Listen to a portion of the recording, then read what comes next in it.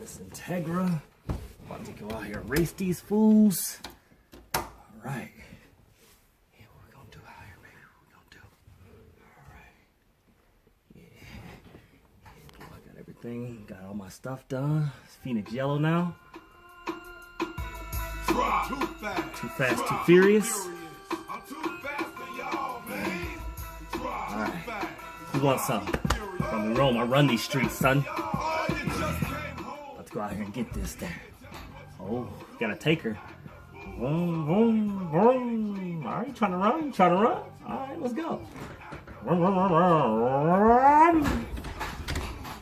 Oh, man. Stupid eBay shifter. Ah, no.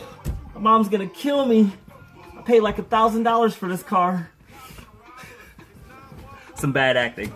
But, I think you guys get the point. So I had this eBay shifter, and I kind of didn't know it was an eBay shifter. I mean, I guess I should have did some research into it. I'm gonna turn Luda down here.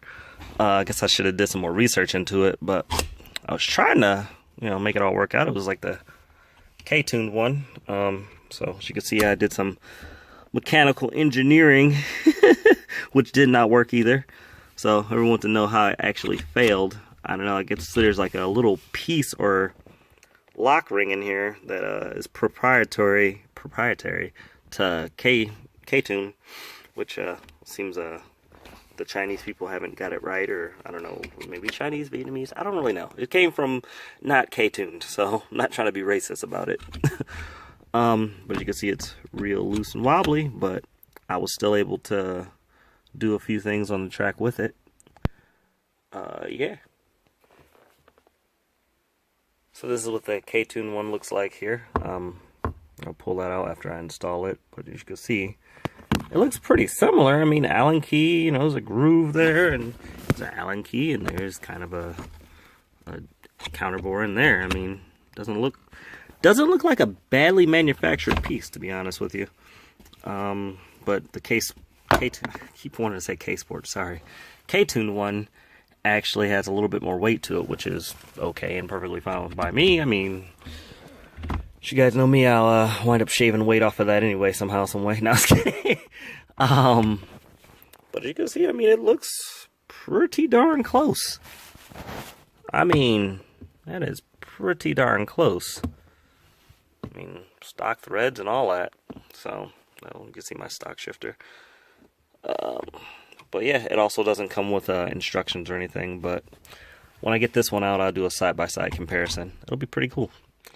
But yeah, that's how this one failed. It's kind of weird. I don't know. Maybe it's just a plastic piece in there that broke or something, but the K-tune one feels a lot beefier. Enough of that. Yeah. Alright, so I pulled out the eBay shifter. I don't want to call it the Chinese shifter because I'm not really sure what it was made from. But as you guys can see, it's really not that bad of a copy. I mean, I hate to give credit where it's not doing and all that other good stuff, but yeah, I mean, height-wise and everything, it's about the same. I mean, it looks like it still has the same brass ball and everything. The bearing, as you can see on here, is not really sealed the best. This one looks like it has a better seal on it, so if you know anything about where this Honda shifter sits, all types of grit and grime gets in there, and you could already feel this one starting to get a little notchy. Obviously, this one hasn't been used, so it's all good. But if you look down in here, this is a K-tune one right here. You can see how they probably used an end mill and kind of went in there and just kind of plunged in and went back and forth. The machinist in me sees that, I guess. The eBay one, I'm not really sure what they used to. I don't know, it looks like they just kind of clipped some threads and made it work, And that's fine. I mean, it still has the same properties. I mean, I shouldn't say the same, but functionality, it probably would have been about the same. Obviously, quality-wise, this looks a lot cleaner, and the threads look a lot better. But yeah, I don't really have a problem with people copying things or anything like that. I get it, intellectual properties, and people have to make money, and yada, yada, yada, yada. I get it, it's capitalism. Cool, awesome, great. But I feel like if you are going to copy something, either you, A, have to make it better than the original design, make it, somehow better, make it out of different material, lighter, heavier, more ergonomic grip, something, yada yada yada. Or you have to either make it exactly the same and durable as the same product and cheaper. Like, that's the only way you should really be able to do something like that. I get it. A lot of people are like, "Oh no, you should always buy, good parts and blah blah blah." But a lot of I own a Supra, and there's a lot of parts out there that I have an old Supra at that. So a lot of parts were made in the 80s and 90s, and they aren't really easily to find anymore. So a lot of people did, remanufactures of things, the yada yada yada. Technology advances over the time period. So I'll be darned if I ever put like a HKS turbo, like, one of the original HKS turbos in my car, because, there's way better turbo technology now. Like, I get it. Like, oh, well, Precision just ripped off. I don't really think Precision ripped off anybody. I think they kind of did their own stuff. So, not to even drag that into anything else either. But, yeah, so as you can see, it's about the same height and everything like that. Looks like it's going to work out pretty well.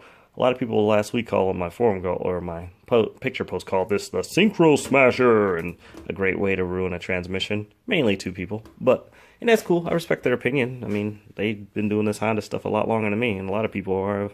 I mean, I have no problem with it. I'm just going to tell you what works for me, and if you like it, you like it. If you don't, you don't, I guess. But if it doesn't work for me, I promise you, I'll buy something else and change it. Because that's what I do. But anyway, I think if you're breaking synchros and stuff in transmissions and Hondas, I think you should probably slow down on shifting, or spend some time with people. Not like with those late night activities.